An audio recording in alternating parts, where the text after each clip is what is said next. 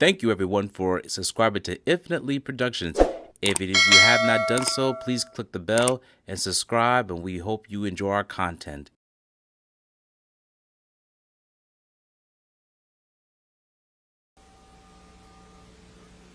During the trial, prosecutors argued that Anthony Turra and his son Luis plotted to kill mob underboss Joey Merlino. They played a secret FBI tape with Anthony Turra allegedly talking about ways to do the job. After they leave home, not want to go, tell them you're the salesman.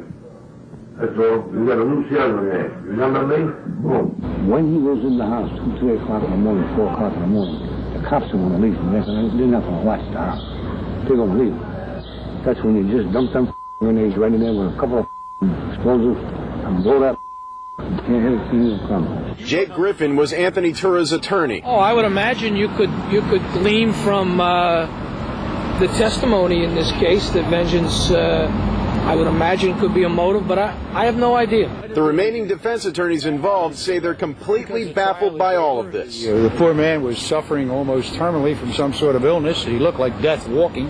Why anybody would bother to kill him is something we just don't understand. But one attorney did point out similarities between Turra's murder and the murder of drug dealer Frank Russo in June of 1995. Russo was shot in the head, just like Anthony Turra. That particular shooting is identical to the shooting of Frank Russo, who was one of the people in this trial who has been spoken about. Russo's father was in court on Monday, reportedly staring down one of the defendants, saying, quote, "He killed my son."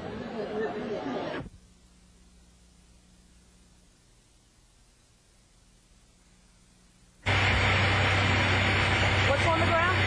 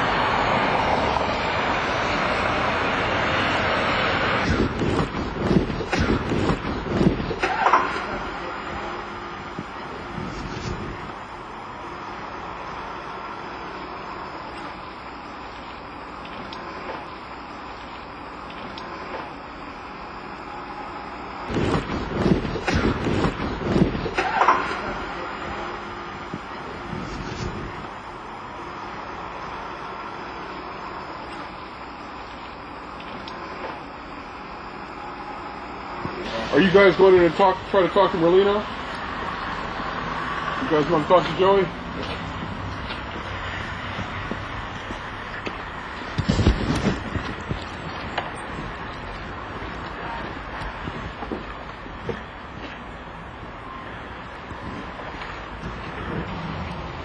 Vernon Odo. How's it going today? Hello, Vernon. How are you doing? Pretty good. What's going on? Nothing much.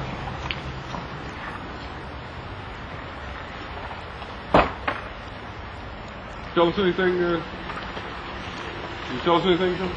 Anything you can tell us about the investigation? No comment.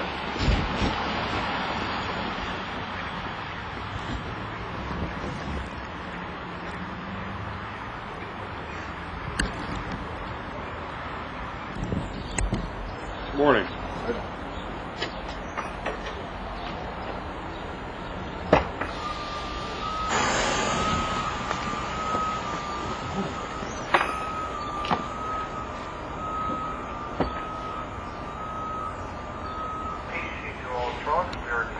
No comment. Joey, can you tell us, what about Mr. Turra's killing?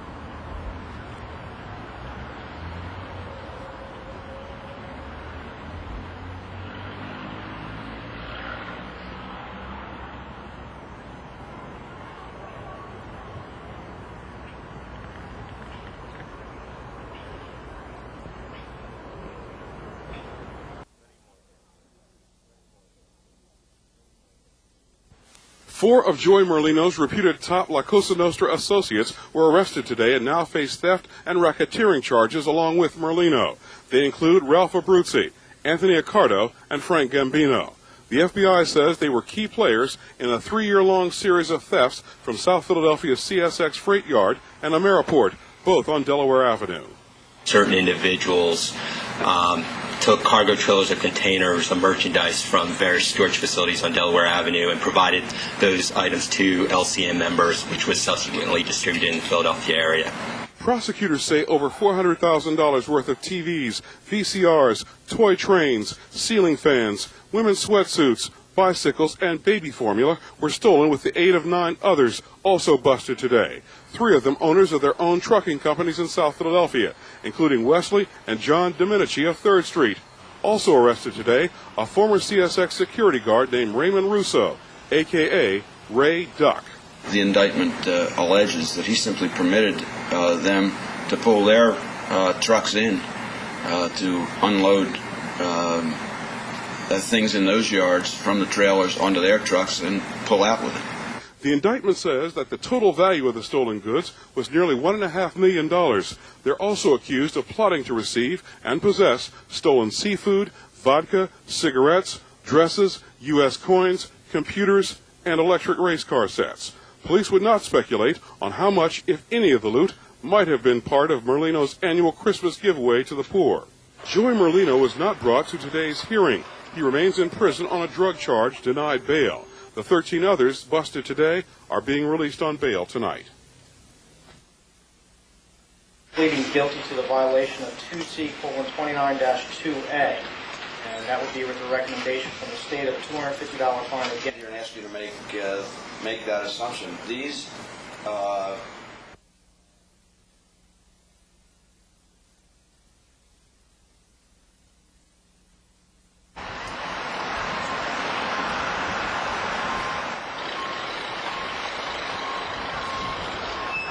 The open container charge, and to that the state would recommend a $250 fine, again with the discussion and the consent of the officer. We are determined to continue to make it very costly to operate this criminal enterprise, La Cosa Nostra, and this is not the end of our efforts.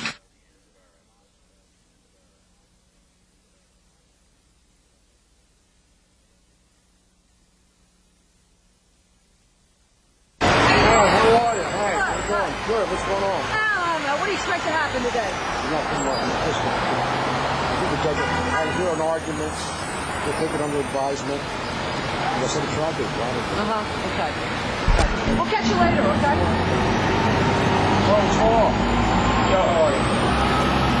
Well, when I refer to the other defense counsel as ornaments, I don't mean to be unkind, but Joe Santaguida, Joey Merlino, and I don't need any help trying this drug case. It involves Mr. Merlino and nobody else. It's senseless to have 4 other defendants or 4 other defense attorneys sitting there watching us try this case for 4 to 6 weeks. That's what I meant.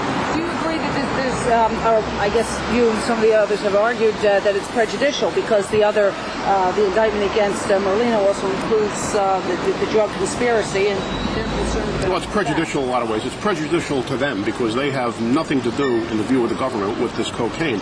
It's prejudicial to us because it's keeping us from going to trial. All I asked for today was a trial. We're not asking a lot. We want to go to trial.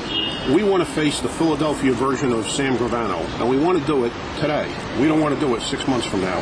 That's all we're asking for. We want our day in court. Well, it's the same thing we said in court. I think is a ridiculous charge, and if they have any actual evidence of bad faith to present it instead of saying these scurrilous charges.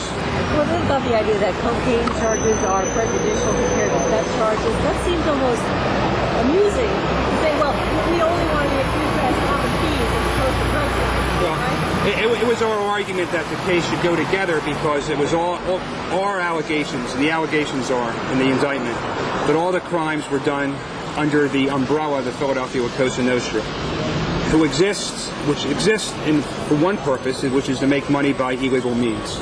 And 2 of the illegal means as charged in the indictment were the dealing in cocaine and the theft. So that was our argument there.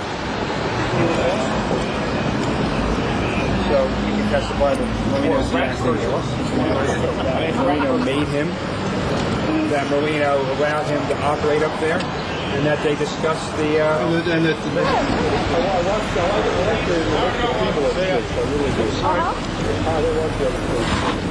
So what do you want to stand for?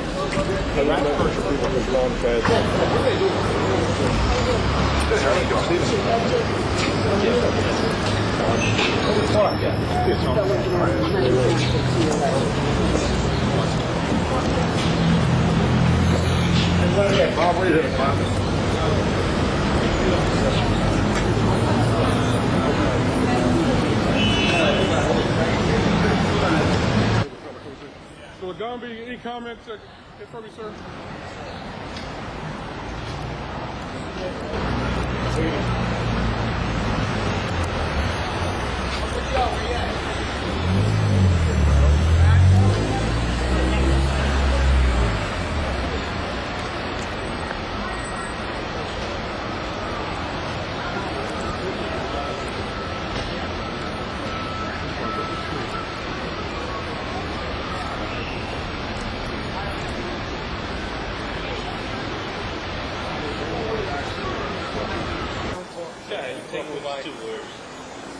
Talk to my lawyer if you have any.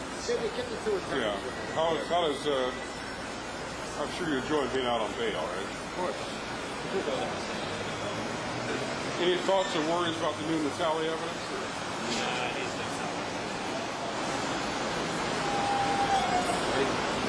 Is it no comment? No comment. Which one?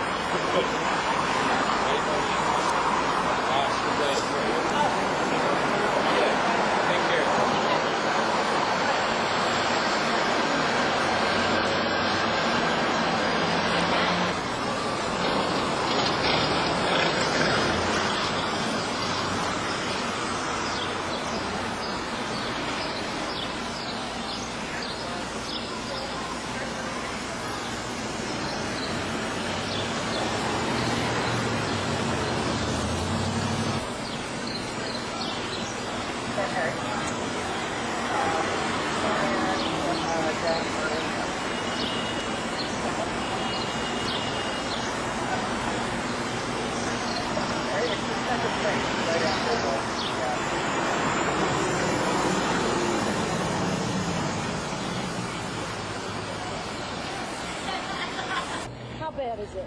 Bad. Bad. He has no rights at all. None whatsoever. What's this like for you? It's hard. It's hard on me, the family, the kids, his wife. his sisters. It's hard. Rita, what is Joe telling you about the conditions? I can't talk to Joe. He has no rights for a phone call, no visits, no nothing. First time I seen Joseph is today after I can't tell how many months. How did he look today? Worn out. You think he's going to be able to get a fair trial?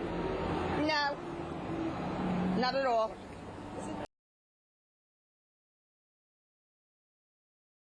Thank you for watching this video. Please subscribe to our channel and check out more of our content. Feel free to give your feedback and suggestions on what we should do next in the comments. This is Infinite Lee Productions. We love ya.